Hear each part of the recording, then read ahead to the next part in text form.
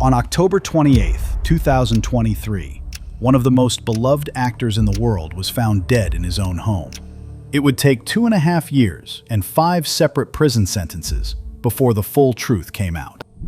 Los Angeles, October 28, 2023. Inside a quiet home in Pacific Palisades, a 54-year-old man is found lying face down in his own hot tub. To hundreds of millions of people around the world, he is instantly recognizable.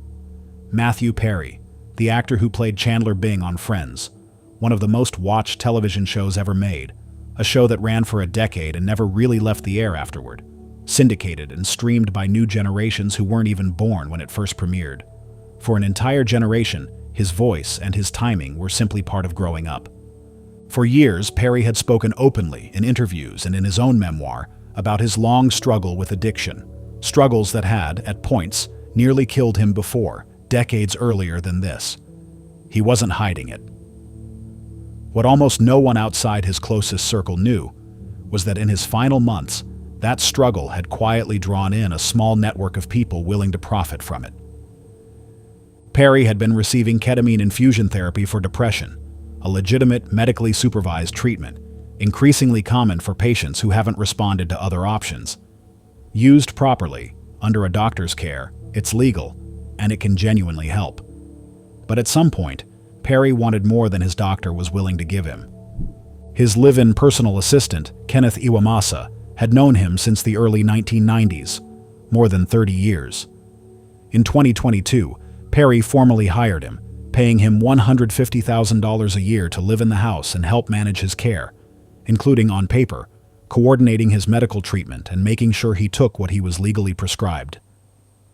To Perry's own mother, Iwamasa was someone the family trusted completely, a familiar face who, more than almost anyone, understood exactly what Perry was up against.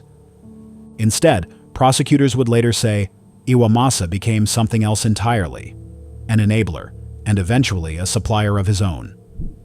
Iwamasa began buying ketamine outside any legitimate prescription, first from a doctor named Salvador Plasencia, who went by Dr. P. Plasencia didn't just sell vials.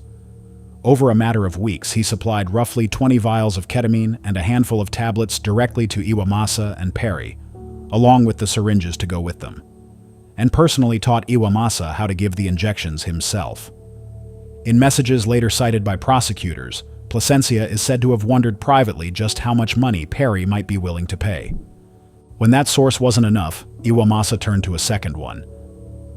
Eric Fleming, a licensed drug counselor, someone whose entire profession was supposed to be helping people get and stay clean. Fleming had a connection of his own further up the chain, to a street-level supply far removed from anything resembling medical care. That connection led to a Los Angeles woman named Jasveen Sangha, known to her clients as the Ketamine Queen. Sangha ran a high-volume drug operation out of her North Hollywood home, prosecutors say, one she had built for years before Perry ever became a customer. She marketed herself specifically to an exclusive, high-profile clientele, cultivating the kind of reputation that let her set her own prices. And this wasn't the first time a buyer of hers had died. Back in 2019, a man named Cody McClory bought ketamine from Sangha and never woke up. She kept operating anyway for 4 more years, until Perry became one of her customers too.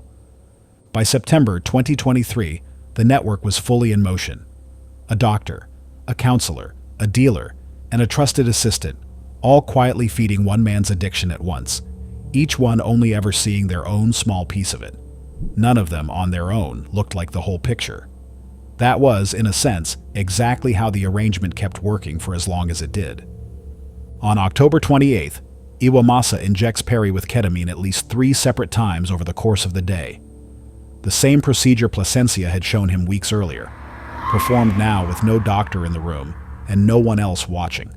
Hours later, he finds Perry unresponsive in the water. He is the last person to see Perry alive, and the one who finds him dead.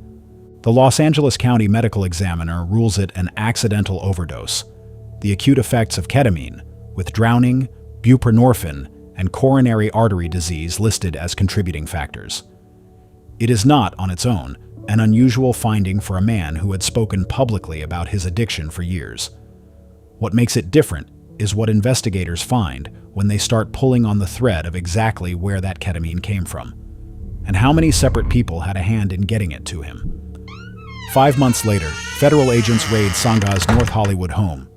Inside, they find 79 vials of liquid ketamine, counterfeit prescription pills, and a machine for counting cash, the visible remains of a business built quietly over years, catering to people who could afford total discretion. What follows isn't one trial. It's 5 separate cases, unfolding one after another over 2.5 years. Each defendant reaching their own plea deal, on their own timeline, telling their own version of how small a part they believed they'd played.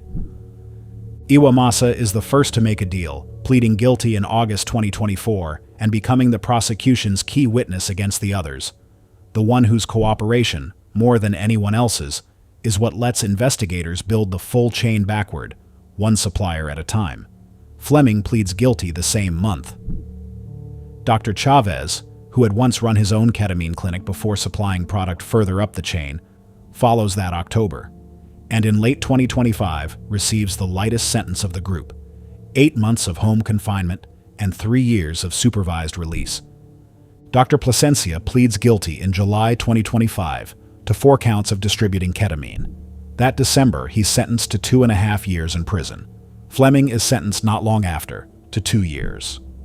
Sangha, the Ketamine Queen, pleads guilty last of the dealers in September 2025 to 5 federal charges, including one that specifically acknowledges her role in causing Perry's death. In court, she tells the judge she prays for forgiveness every day. In April 2026, she receives 15 years in federal prison, the harshest sentence handed down in the entire case. Iwamasa is sentenced last of all in May 2026 to 3 years and 5 months in prison, plus a $10,000 fine. The judge tells him plainly that his conduct was reckless, not just on the day of his death, but in the days leading up to it. In the courtroom, Perry's stepfather confronts him directly, face to face. His mother tells the court that the family had trusted Iwamasa completely, believing he understood Perry's struggle better than almost anyone alive, which it turns out was exactly why he was able to do what he did. 5 people. 2 doctors who were supposed to do no harm. A dealer who had already watched one customer die 4 years earlier and kept selling anyway. A trusted assistant, paid to protect the man he was quietly supplying. Every one of them has now been sentenced in 5 separate courtrooms over 5 different dates spread across 2.5 years. On paper, the case is closed. There's no fugitive left to find, no appeal left pending, no piece of the puzzle still missing. But it leaves behind a harder question than any courtroom can fully answer. Matthew Perry spent 30 years making the world laugh and told that same world, honestly and repeatedly, exactly what he was struggling with. He wasn't hiding it, and he wasn't hard to find help for. In his final months, the people standing closest to him, a doctor who taught him how to inject, a counselor who kept the supply moving, a dealer who had done this before, and an assistant paid specifically to protect him, didn't need to guess what he needed. They just chose not to give it to him. And it took 2.5 years, 5 guilty pleas, and 1 final sentencing hearing in the spring of 2026 for anyone to fully say so, out loud, in a courtroom.